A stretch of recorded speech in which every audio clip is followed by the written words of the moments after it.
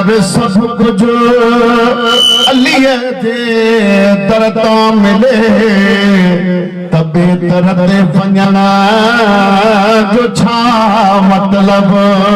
अगर सब कुछ अलीअ जे दर तां मिले तबे दर ते वञण जो छा मतलब।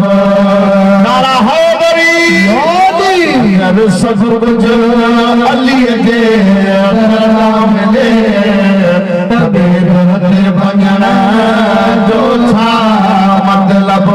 हैदर जो गदार बणिजी वञो गैरत खां फिनण जो छा मतलब।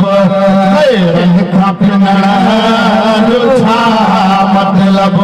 अगर सब कुछ अलीअ जे दर तां मिले तबे दर ते वञण जो छा मतलब। दर ते वञण जो छा मतलब।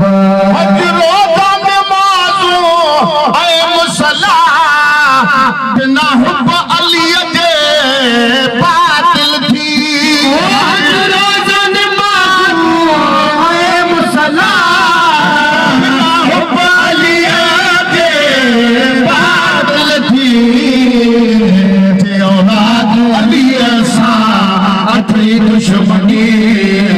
औलाद अलीअ सां अथई दुश्मनी। त पोइ नमाज़ न पढ़ण जो छा मतलब।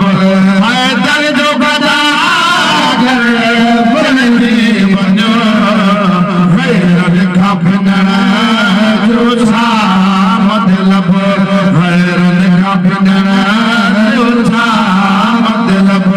अगर सब कुछ अलीअ जे दर तां मिले तबे दर ते वञण जो छा मतलब। तबे दर ते वञण जो छा मतलब। काबे खे तो सजदा ॾे साचाई बिलादत हैदर जी। काबे खे तो सजदा ॾे साचाई बिलादत हैदर जी। इहो तसव्वुर जे आई दिल में। इहो तसव्वुर जे आई दिल में। त पोइ सजदन ॾियण जो छा मतलब।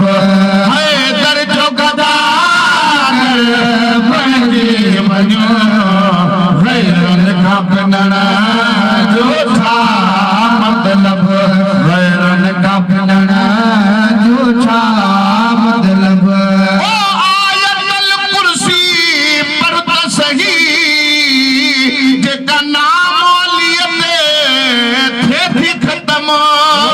आयतल कुर्सी पर त सही जेका नाम अलीअ ते थे थी ख़तम।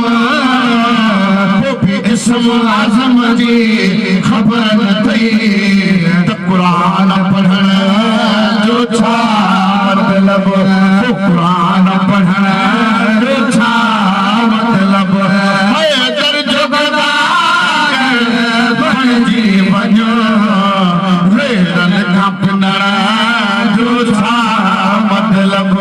गैरत खां फिनण जो छा मतलब।